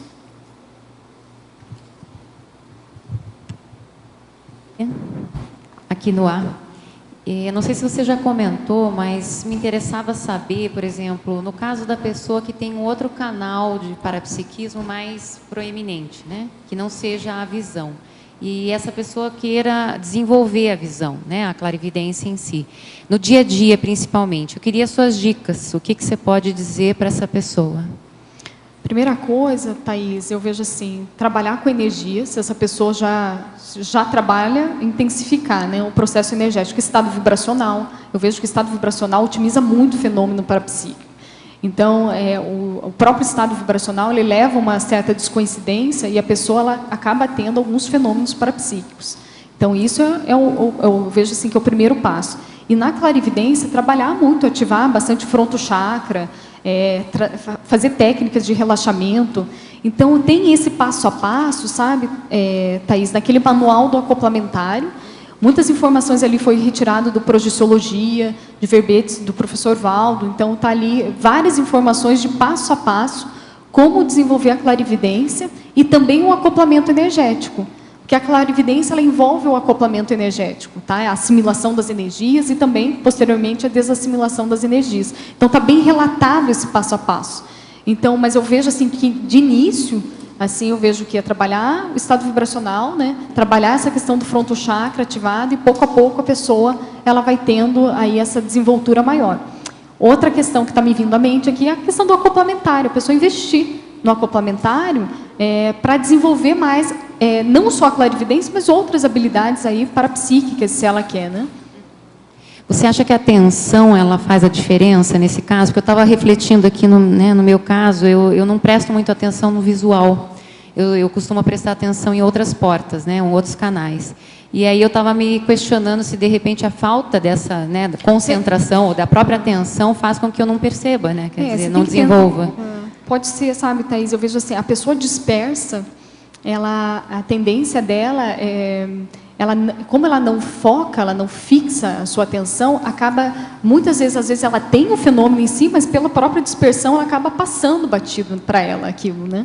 Então eu vejo que a atenção e concentração são essenciais na questão da clarividência. Isso a gente passa dentro do acoplamentário. Então, no passo a passo, lá no início, para nós, né, estamos aprendendo, é importante sim, a gente tem que focar. Porque quando a gente está descoincidente, a gente tem que focar nosso pensamento. Então, exige uma concentração. O próprio fenômeno ele exige uma certa concentração. E para você também gravar aquela informação. Então, é muito importante esse trabalho. E que eu vejo, até quando apresentei o verbete da questão da estatística do acoplamentário, tem um índice muito grande de pessoas que verbalizam, dentro lá do próprio laboratório, a questão da síndrome da dispersão. E elas não conseguem perceber mudanças energéticas nelas, elas não conseguem também ver alterações na clarividência, escagem passa batido para elas, por causa da questão da dispersão. Então, vale a pena focar mais. Alguns trabalhos mentais somáticos podem ser aí indicados, né? Fichamento no holociclo. Eu fiz muito fichamento, trabalhei muito no holociclo, nesse sentido, para quê? Para que eu... primeiro, eu queria melhorar minha intelectualidade, assim, eu queria ler mais, né? Esse era um dos meus objetivos, mas também a questão da concentração, atenção, e isso me ajudou muito. Tá? E aí eu consegui convergir a questão intelectual, mental somática, os atributos de atenção, concentração e também parapsiquismo. E uma outra curiosidade minha, não sei se você chegou a pesquisar ou conhece mais casos, né, além da sua casuística, o porquê que as pessoas desenvolvem determinados canais parapsíquicos mais do que outros, se isso tem a ver só com temperamento ou tem a ver com experimentação, mesologia, parafisiologia, enfim, o que você viu, né? A hipótese que eu estou trazendo aqui é dessa habilidade, essa habilidade somática. Pensa, eu imagino assim, ela desenvolveu isso há muito tempo. Ela fica, muitas vezes, profissões, escolhas nossas, e dependendo dessas escolhas, dessas profissões, exige um pouco mais de uma área. Eu estou falando do corpo, tá? Do cérebro, né? E assim por diante, algumas áreas específicas. E a pessoa acaba desenvolvendo algumas habilidades nesse sentido, mais do que outras, né? E essas habilidades aqui, intrafísicas, somáticas, né? Eu vejo que, como é uma facilidade para a pessoa, ela pode repercutir isso na questão parapsíquica dela, por ser uma facilidade. Tá? Claro, aquela pessoa mais desenvolta, ela já não tem mais isso, né? Então, aquela pessoa experiente, né? Ela acabou isso, esse processo de restringimento. Mas eu vejo que no início tem ainda alguma convergência nesse sentido, dessa questão somática, desses trafores somáticos com a questão do parapsiquismo em si. Cabe a nós ainda identificar aquilo que a gente tem mais habilidade, tanto somáticas, e aquelas lacunas que a gente tem que desenvolver, e desenvolver, né, esse trafal, essa que está faltando para a gente ficar um pouco mais completos no sentido holossomático, né? Nós esperamos, então, mais 100 verbetes da sua parte, para dar 110, tá certo? Os nossos comerciais, por favor. Obrigada. As pontuações da tertúlia de hoje são 39 assinaturas no livro de presença, 15 perguntas presenciais e 20 perguntas online. Os recados de hoje são a Marta com Apolônio de Tiana e a Bárbara com 40 manobras em Portugal. Boa tarde.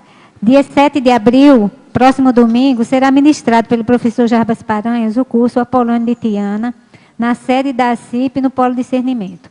Alguns temas que serão abordados: história, biógrafos, escritos, iniciações, parapsiquismo, entre outros. Mais informações pelo telefone 45 2102 1421 ou pelo e-mail acip@acip.com. Os interessados em fazer a inscrição agora, tem uma voluntária da CIP na saída do tertuliário, que ela está lá com o talão para fazer. Obrigada. Boa tarde a todos. A CIP convida vocês para o 40 Manobras Energéticas em Portugal. O curso será no Exponor, em Porto, Portugal, nos dias 26 a 28 de abril. Serão 3 dias para exercitar as bioenergias. Mas os interessados em fazerem o curso podem entrar em contato pela CIP pelo telefone 45 2102 1421 ou pelo e-mail teaticom@gmail.com. Repetindo, teaticom@gmail.com. O curso é sem pré-requisito. Aguardo todos. Obrigada. O verbete de amanhã será Desdramatização de especialidade Autodiscernimentologia, o autor, professor César Iria Machado. Obrigado a todos pela presença e uma ótima tarde.